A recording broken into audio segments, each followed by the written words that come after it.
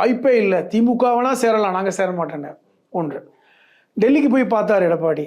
டெல்லிக்கு போகும்போது கூட எங்கே வந்தீங்கன்னு கேட்கும்போது நாங்கள் வந்து கட்சி ஆஃபீஸை பார்க்க வந்தாங்க.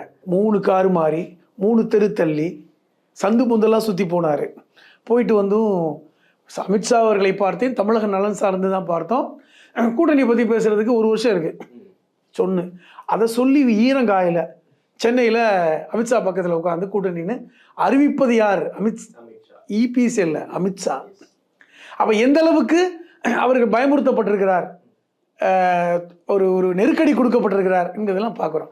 அப்படி ஒரு நெருக்கடி கொடுக்கப்பட்ட ஒரு கட்சி இன்றைக்கி வந்து உடைந்து நொறுங்கக்கூடிய இடத்துல இருக்குது. காரணம், ஜெயக்குமார் அதுக்கு முன்னாடி எப்படி பேசினாருன்னு பார்த்தோம், செங்கோட்டையன் எப்படி நடந்துக்கிட்டாருன்னு பார்த்தோம், சுற்றி இருக்கிறவர்கள்லாம் எடப்பாடி எப்படி ஓட விட்டாங்கன்னு பார்த்தோம். இருந்தாலும் வீரம் குறையாமல் மீசையை முறுக்கிக்கிட்டு வடிவேல் மாதிரி அந்த பேச்செல்லாம் நல்லா தான் இருக்குது. நமக்கு ஒரு காமெடியாக தான் இருந்தது ஒழிய யாரும் சீரியஸாக எடுத்துக்கல. இப்பொழுது கூட கூட்டணி ஆட்சி இல்லை, என்டிஏ கூட்டணி ஆட்சி அமைக்கும், கமா போட்டிருக்காங்கல்ல, அந்த கமா பார்த்துக்குங்க. நீங்கள் கமா விட்டுட்டீங்க.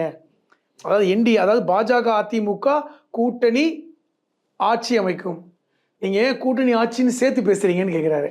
என்னமோ இவ்வளோ பேசிட்டு இந்த கமாவை விட்டதே ஒரு பெரிய விஷயம்.